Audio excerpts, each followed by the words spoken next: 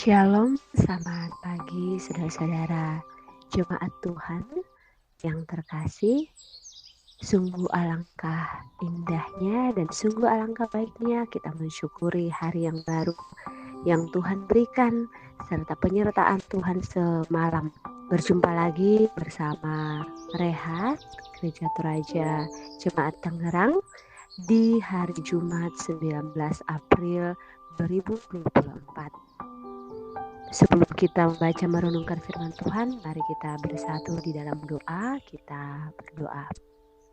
Bapa dalam kerajaan surga, kami memuji-Mu Tuhan.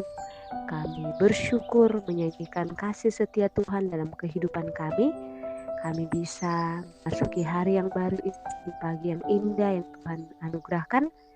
Kami rindu ya Bapa untuk memulai hari ini dengan baca dan merenungkan firman.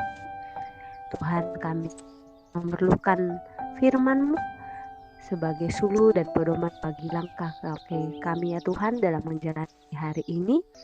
Dan biarlah kami jadi orang yang haus akan firman-Mu Tuhan, untuk bersekutu dengan Engkau mendengarkan suara-Mu. Kami siap ya Bapa. Tolonglah berbicara kepada kami sehingga kami bisa memahami isi hati Tuhan. Di dalam nama Tuhan Yesus kami berdoa dan mengucap syukur. Amin. Firman Tuhan yang akan kita baca pada hari ini terambil dari Kisah Para Rasul 3 ayat 17-26. Firman Tuhan berbunyi, "Nah, saudara-saudara, aku tahu bahwa kamu telah berbuat demikian karena tidak tahu apa yang kamu lakukan, sama seperti semua pemimpin kamu. Namun, dengan jalan demikian Allah telah menggenapi apa yang telah difirmankannya dahulu dengan perantaraan nabi-nabinya, bahwa Mesias yang diutusnya harus menderita. Karena itu sadarlah dan bertobatlah, supaya dosamu dihapuskan, agar Tuhan mendatangkan waktu kelegaan dan mengutus Yesus yang ditetapkan bagimu sebagai Kristus. Kristus itu harus tinggal di surga sampai waktu pemulihan segala sesuatu, seperti yang difirmankan Allah dengan perantaraan nabi-nabinya yang kudus di zaman dahulu. Bukankah telah dikatakan Musa, Tuhan Allah akan membangkitkan bagimu seorang nabi dari antara saudara-saudaramu sama seperti aku. Dengarkanlah dia dalam segala sesuatu yang akan dikatakannya kepadamu. Akan terjadi bahwa setiap orang yang tidak mendengarkan nabi itu akan dibinasakan dari tengah-tengah maut. Lagi pula, semua nabi yang pernah berbicara, mulai dari Samuel dan yang datang sesudah dia, telah bernubuat tentang zaman ini. Kamulah yang mewarisi nubuat-nubuat itu dan mendapat bagian dalam perjanjian yang telah diadakan Allah dengan nenek moyang ketika ia berfirman kepada Abraham, melalui keturunanmu semua bangsa di muka bumi berkati. Bagi kamulah pertama-tama Allah membangkitkan hambanya dan utusnya kepada kamu, supaya ia memberkati kamu dengan membuat kamu masing-masing berbalik dari segala kejahatanmu. Amin. Saudara-saudara yang terkasih dalam Yesus Kristus, pembacaan kita pada pagi hari ini akan kita renungkan bersama dengan tema bertobat kepada Kristus. Mak sosoran rengek lan Kristus. Bapak, Ibu, serta saudara-saudara yang terkasih dalam Yesus Kristus, lumrah terjadi pada orang yang mengalami cedera di bagian leher karena kecelakaan, lalu dirawat dengan menggunakan penyangga leher. Penyangga itu berfungsi untuk mempercepat proses pemulihan. Namun konsekuensinya adalah leher dan kepala sulit digerakkan untuk berpaling ke kiri dan ke kanan. Itu adalah kondisi keterbatasan yang tidak diharapkan.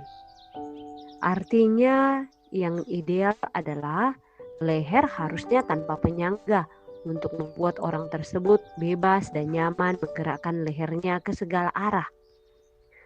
Perikop Kisah Para Rasul 3 ayat 17-26 merupakan bagian dari khotbah Petrus di Serambi Salomo yang menjelaskan kepada kerumunan orang yang sedang berkumpul dan keheranan atas peristiwa penyembuhan orang lumpuh.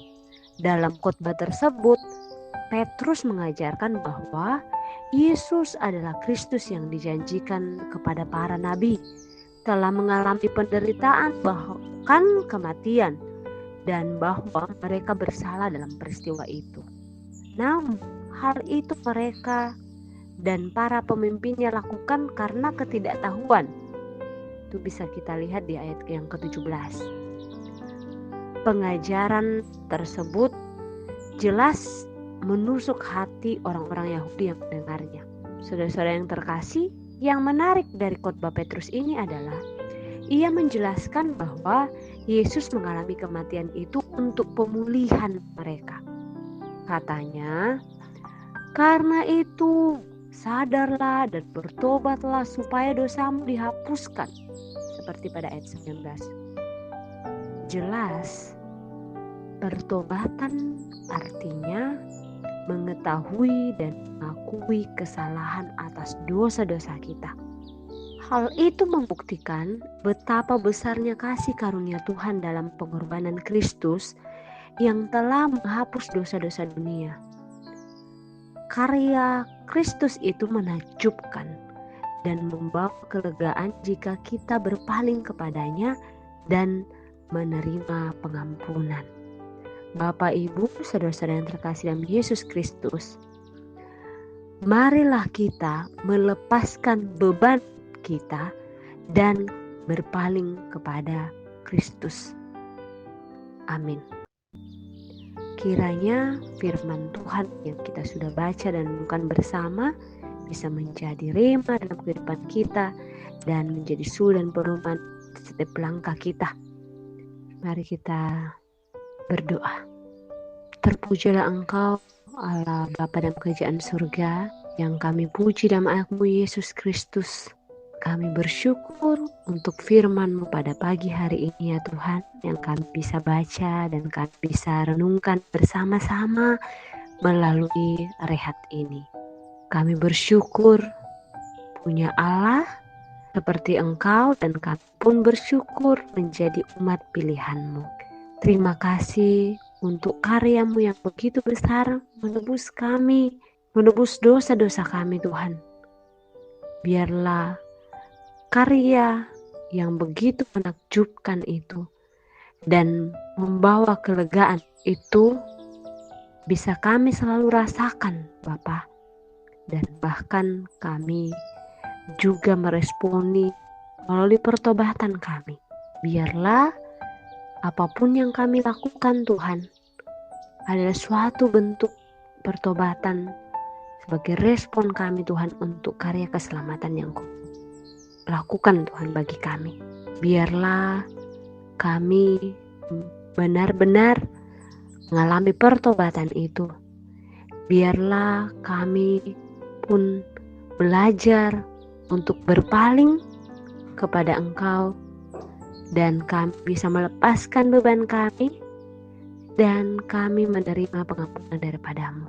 Hanya Engkau Tuhan, dan biarlah hanya kepada Engkau saja kami berfokus. Biarlah Kristus yang menjadi center, menjadi yang pertama dan yang terutama dalam kehidupan kami. Melalui firman kami teguhkan Tuhan untuk kami bersyukur sebagai umat pilihan-Mu. Terima kasih ya Tuhan. Tolong kami untuk menjalani hari-hari kami sesuai dan seturut dengan kehendak Tuhan. Kami pun tidak lupa untuk terus belajar mendengarkan suara-Mu melalui firman Tuhan setiap harinya, dan melalui persekutuan dan doa bersama dengan Engkau. Terima kasih ya Tuhan untuk setiap umat-Mu, terkhususnya berada di Jemaat Tangerang ini. Tuhan kiranya terus memimpin dan menyertai kami dalam kegiatan kami sehari-hari. Tuhan berikan kami hikmat dan bijaksana untuk menjalani hari yang Tuhan anugerahkan kepada kami. Dan biarlah Tuhan kami terus belajar berjuang sesuai dan sesuai kehendak Tuhan layaknya sebagai tanggung jawab orang beriman. Kiranya Tuhan terus memimpin dan menyertai Bapak Pendeta dan keluarga serta seluruh jemaat-Mu di Jemaat Tangerang ini ya Tuhan. Yang dalam kelemahan tubuh kiranya Tuhan berikan kekuatan dan kesehatan, Tuhan sembuhkan. Yang lemah Tuhan kuatkan.